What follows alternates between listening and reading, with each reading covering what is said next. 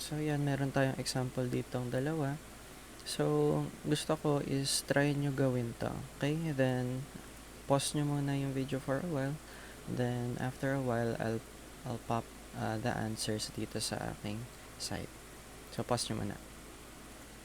So, ito pala yan. Para mas makita niya. So, pause nyo muna. So, yan. So, hopefully nagawa niya. And if di naman, okay lang. I-explain natin yan. Alright, so dito muna tayo sa first one. So, ang una natin gagawin is to organize yung data from lowest to highest. So, nagawa ko yan. It will become like this. And then next is bibilangin natin kung gaano karami. So, nakalagay naman dito is 5. So, nakalagay nga dito is 5 pulse rate. So, next, isusulat naman natin yung formula natin. So, since odd siya, yung formula na ginamit natin is for odd.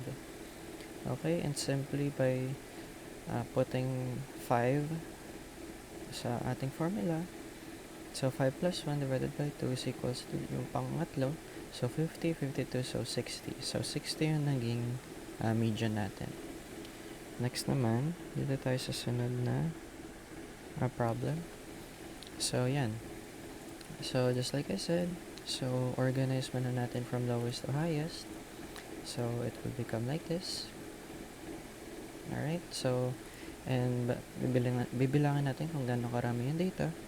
So nakalagay naman dito, hindi pala nakalagay. So bilangin lang natin 1, 2, 3, 4, 5, 6. So Rn is equals to 6.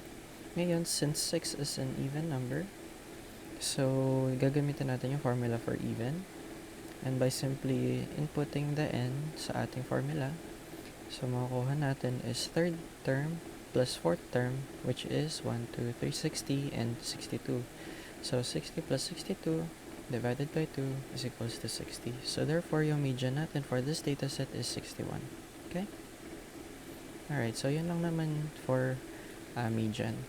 So next tayo is K-mode. Okay, wait lang. Ayan, so yung mode, yung pinakamadali actually kasi walang computation dito, kailangan lang observation. And yung pagbibilang nyo. Kasi yung mode is the value or values that occurs within the greatest frequency. So basically, yung mga numbers na pinakamarami sa isang dataset. So basically, kunwari, meron kang dataset na 1, 3, 3, 5. So yung mode doon is 3 kasi yung data na 3 nag-occur ng 2 times and yun yung pinakamarami. And meron ako din ditong problem for inyo. So, sa inyo, para saan dyan yung pinaka-frequent na data? Diba 3? Kasi nag-occur siya 1, 2, 3, 4. So, yun yung pinaka-frequent na data. Ngayon, there can be more than one frequent number. So, sige, mamaya natin discuss. Pero basta, yung dataset, pwede siyang unimodal. So, yung unimodal, katulad dito sa example natin, na isa lang yung mode, isa lang yung pinaka-frequent na number. Pwede ding bimodal, trimodal, or multimodal, which is 4 or more modes. So, try natin dito sa dataset na to. So, pause nyo muna yung video. Try nyo. So, for each section, okay, identify nyo kung ano yung mode niya. So, ano yung pinaka-frequent na numbers dito sa each section. And kung anong klaseng mode siya. Okay, so tandaan, merong unimodal which is one mode, bimodal which is two modes, trimodal which is three modes, and multimodal which is 4 or more. Okay?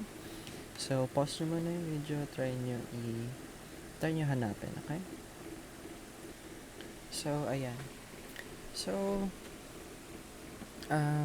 isa-isa natin, okay? So, sa section A, so, yung pinakamarami dito, so, tingnan natin, sa 25, isang beses lang siya nag-occur, si 24, dalawang beses siya nag-occur, si 20, so, 3 times, so, just by looking at it, so, 20 is our mode for section A. So, A is a unimodal. Yan, unimodal. See? section A kasi isa lang yung pinaka-frequent sa kanya, which is 20. So, next naman is for section B. So, tingnan natin. So, si 25 nag-occur lang once. So, hindi yan pwede. Si 24, dalawang beses. Si 20, isa. Si 18, dalawang beses. 17, isa lang. 10, okay. So, makikita natin, parehas dalawa. So, si 24 and si 18, yung parehas, nag-occur sila 2 times parehas. So, this means na section B has a mode of 18 and 24. So, mode natin is 24 and 18. And yung klase ng mode dito is bimodal. Since dalawa yung naging yung naging mode natin. So, lastly, dito naman tayo sa section C. So, si 25 nag-occur 3 times. Tapos si 22, isang beses lang. Si 21, 3 times. Si 18, 3 times din. So, yan. So, si 25, si 21, and si 18. So, basically, tatlo yung naging mode natin, which is si 25. Ano ba to? Si 21, tsaka si 18. So, since tatlo yung mode natin, so this section C is trimodal. Okay? So, basically, ganun lang naman si mode. So, nakalagay na naman dito. So, balik tayo sa slides nyo. So, nakalagay nga 20 is the mode, which is unimodal. Si 18 and 24 for section B, so bimodal. And for section C, 18, 21, and 25. So, 3 modes, therefore it's called trimodal. Okay? So, yun lang naman basically. So, meron additional lang. So, yung trimodal and multimodal is just the same. Okay? So, kapag trimodal ang isang dataset, it could also be considered as multimodal. Okay? And lastly, ang isang isang dataset can also be no mode. So, kapag yung dataset wala namang parang frequent, parang lahat ng data isa lang, tawag din no mode. Okay? So, yun lang naman. So, yan. So, basic summary lang ng mga formula na ginamit natin. So, si mean, which is x, tapos yung may line sa taas. Si median, yung x, tapos may squiggly sa taas. Tapos si mode naman, yung x, tapos yung meron pa arrow na pataas. Okay?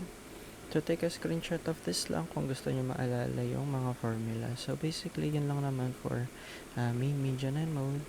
And sa susunod na video, napag-uusapan naman natin yung ano ba nakalagay dito? Yung measures of central location, tsaka yung measures of variability, okay? So, yun lang naman. Thank you for watching.